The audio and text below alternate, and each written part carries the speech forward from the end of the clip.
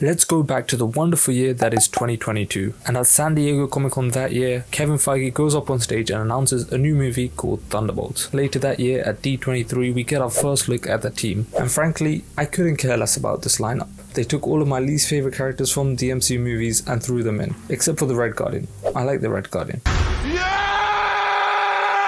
And I honestly question the point of this movie. However, that all changed when the first trailer dropped, and suddenly this film became one of my most anticipated movies to be released in the upcoming Marvel slate. But have Marvel actually cooked with this? Let's talk about it. We are the Thunderbolts!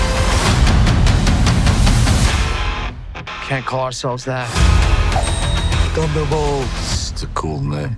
As always, if you don't want spoilers that will obliterate you into a shadow, come back after you have watched it. Now, the basic plot of this movie is that Val is in big trouble with the government after many failed attempts at trying to make Project Sentry. So to clear her name, she hires each of the Thunderbolts to kill each other. That way, no more loose ends and she can clear her name. And this is the fight that we see in the trailers with the only footage of Taskmaster. That's because Ghost one-shots her straight in the temple. The other three then realize that Val is behind this and they fight to release Bob, one of the test subjects who miraculously survived the trials. They then escape this place and Bob gets taken in by Val to get turned into the Sentry to cover her butt from getting fired. The three then meet Red Guardian and Bucky, who then decide it's only right to stop Val from all of her evil shenanigans, and they head to the new Avengers Tower, or as it's now known, the Watchtower. There Val introduces the team to Sentry and tells him to kill them, but he only mildly hurts them as he's unwilling to kill his friends. Val's assistant Mel then tries to obliterate Sentry using a kill switch after he turns on Val, but this only unleashes the Void, and the Void then engulfs all of New York before Yelena steps into it to save Bob. She then sees the same nightmare of her in the Red Room, and then she finds Bob and she tries to convince him to fight the Void within him, and then the rest of the team also join in, and the Void is then defeated by the power of friendship and a group hug. And Val announces to the world that the Thunderbolts are now the new Avengers. And we have two post-credit scenes, one showing the Red Guardian trying to push their cereal to customers, and the other one shows the arrival of the Fantastic Four into the main 616 universe. Enough said. As a story, it's fairly simple, but yet it's so effective, and it works. It takes a character like Yelena and it breaks her down even more before fixing her at the end, which is a testament to the great writing in this movie. Here, all three of the main Thunderbolts do have some level of development. Obviously, Bucky has had many movies and an entire show worth of development, so skipping out his stuff is reasonable, but they do skip out on Alexi's development. But then again, his whole goal in this movie is to find a place where he belongs and is seen as a hero, and that essentially does happen.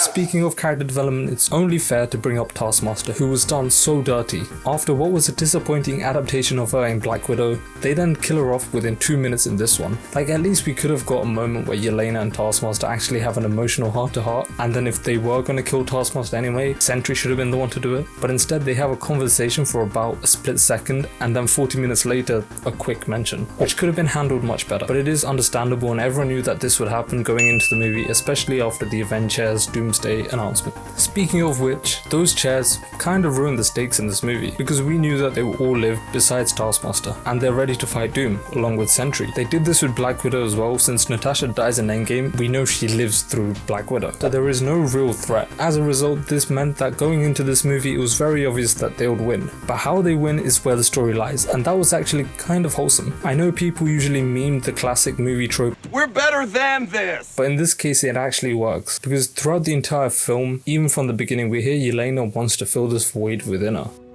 Say that again? that was left after her sister's death, and she fills this void by becoming a hero. But by her learning this lesson, she's then able to help Bob overcome the literal void within him with a wholesome group hug of broken heroes. And it works. But also putting 3 super soldiers, 1 Russian spy and 1 teleporter against Marvel's Superman, there was no other way this movie would end. But it does work because it works thematically, which is also why the ending of Deadpool and Wolverine works, because they all find meaning within each other. And say what you will about the Cap vs Red Hulk fight, but Sam dropping an inspirational speech that calms Ross down is true to Captain America's character, so it does work as well. This movie also made me care about characters that I otherwise could not care less about. Like, John Walker was very annoying in The Falcon and Winter Soldier because he was trying to be Cap, but once he found his own character he kind of became likable and was kind of funny. Also, the fact that his shield is still bent in the post-credit scene is the funniest thing ever. The same thing with Bucky. I disliked Bucky in pretty much everything he came in up until about Infinity War, but in this I actually quite like Bucky and how heroic he is, because he's the one that essentially assembles the Thunderbolts. Ghost is also likable in this much more than she is in Ant-Man and the Wasp, because she actually has a role, and of course the Red Guardian is just elite.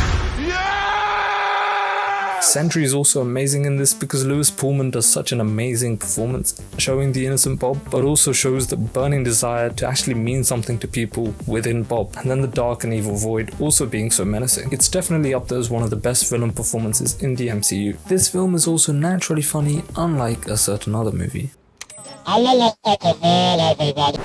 Now, many people have made comparisons between this and the Guardians of the Galaxy movies, and I see it, but at the same time, I must come clean. I don't really like the Guardians movies at all. Like, they're funny, but they're all annoying besides Rocket and Groot, and so I never loved the movies as much as people do, but I do enjoy watching them. However, with this, I have a similar opinion of the characters in this, but I genuinely think that this is better than the Guardians movies, but there's maybe some recency bias here, so it might change later down the line. Overall, I think that this movie is great, and my thoughts on it are similar to Deadpool and Wolverine, where I think it's a good movie, but I don't think it's the best movie post Endgame, mainly because as a Spider-Man fan, I have no choice but to rank it second, maybe joint second. But this is subject to change as time goes on, and this is my full Phase 5 ranking that I'll also explain in another upcoming video, so stay tuned for that. And overall, this movie gets an 8.5 out of 10. Subscribe and comment below your thoughts on the movie.